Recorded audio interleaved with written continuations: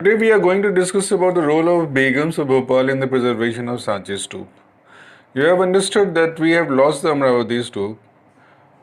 It was there, it was very magnificent stupa, and now a big part of the remains of Amaravati Stupa is in the museums, the British Museum basically. It is not existing at the site. Some excavations have revealed uh, the existence of very beautiful sculptures that is existing over there. New stoops have been constructed to keep it in memory over there. But the stoop at Sanchi exists, and it was by chance, I will say, that the Sanchi stoop exists.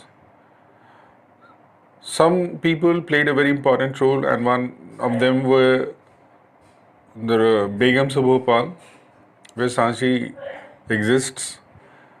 They played a very important role in the preservation of the Sanchi Stupa. So we are going to discuss about that today. The Europeans had a lot of attraction for the Sanchi Stupa in the 19th century. In 1818, when the stupa at Sanchi was discovered, three of its gateways were still standing at the site. The fourth gateway was found lying uh, there, and the mount too was in a good condition. At that time, it was suggested that these gates will be sent to London or Paris. Fortunately, it could not be done so owing to certain reasons. Otherwise, we would have been deprived of our such rich heritage. The French were especially interested in the gateways of Sanchi Stupa. They wanted to exhibit in the French Museum the eastern gateway of the Stupa, which was in the best condition of all the gateways.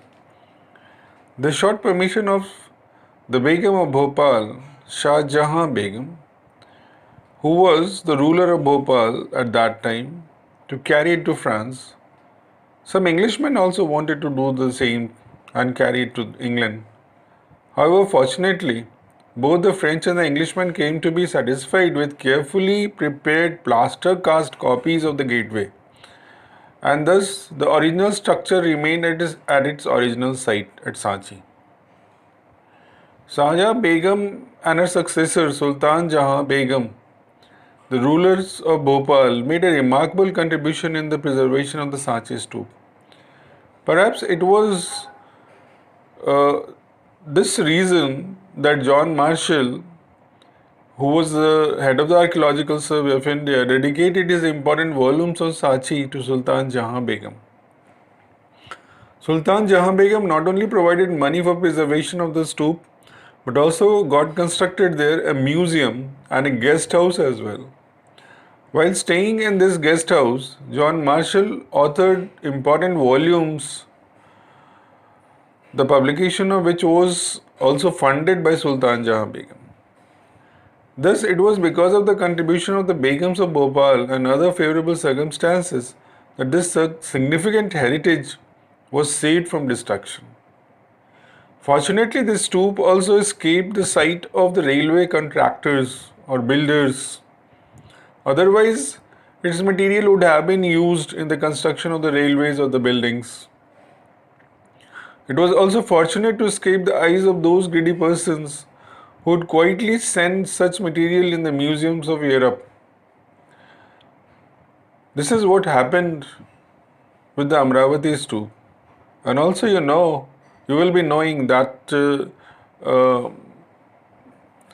local king in Amaravati wanted to construct a temple, and that's why he wanted to use the materials, and that is how we came to know about the Amaravati stupa. In fact, the most important factor contributing to its preservation was that at this time, some persons such as H. Cole, who was an archaeologist, were insisting that the ancient artifacts should remain where they had been found. He was of the view that the originals should not be removed from their original sites. Their plaster cast copies should be placed in the museums. Several high officials too agreed with him on the issue.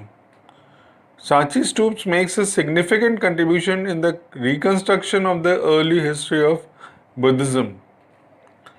And in that, the Begum of Bhopal played a very important role, and it was also some circumstances, some situations which helped in the preservation of the stoop at Sanchi.